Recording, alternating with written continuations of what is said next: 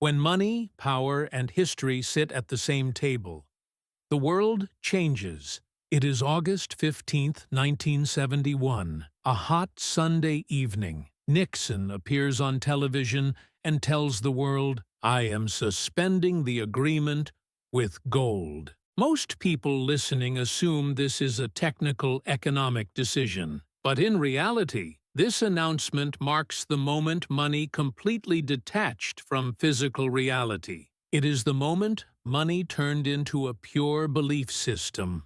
With this decision, the Bretton Woods order collapses. The dollar is no longer tied to gold. Now, the dollar stands solely on one promise. The U.S. government says it has value. But what if people stop believing? This is where the real plan begins. Between 1973 and 1974, Kissinger makes a secret deal with Saudi Arabia. According to this agreement, oil will be traded only in dollars, and the dollars earned by the Saudis will be invested back into U.S. Treasury bonds. Overnight, gold is replaced by oil. But this new system is far more cunning. Because oil is consumed. Unlike gold, it cannot simply be stored forever, meaning the world constantly needs dollars. So today, when you buy gasoline in Turkey, when a factory runs in China, or when Europe heats its homes,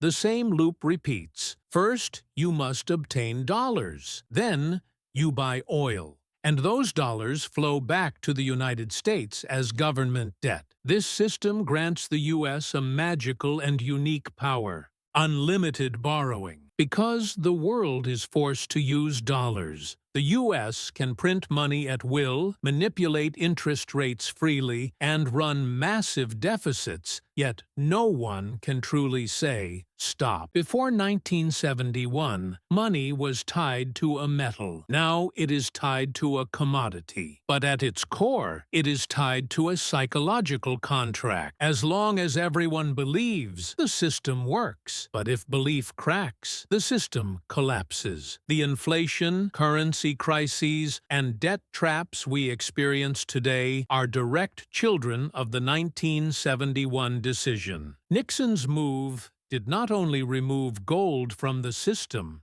it changed the very nature of money. Money transformed from a physical asset into an abstract power game, even a collective hallucination. And the greatest irony is this: today's debates about crypto and digital currencies are simply the final scenes of the rupture that began in 1971. Through the petrodollar system, the U.S. effectively uses the world as its central bank. Every country selling oil indirectly finances American debt. And every morning, when you check the exchange rate and wonder, how much is the dollar today, you are feeling the impact of a handshake made 50 years ago. Because the value of money is no longer in the ground, but in agreements, weapons, and control of energy, and above all, in credibility, in belief. The gold standard was a trust system, but at least it was physical. The petrodollar is pure abstract power projection. If you analyze Middle Eastern conflicts, Russia's gas strategy, and China's yuan ambitions through this lens, everything becomes clearer. This is not just geopolitics. Money itself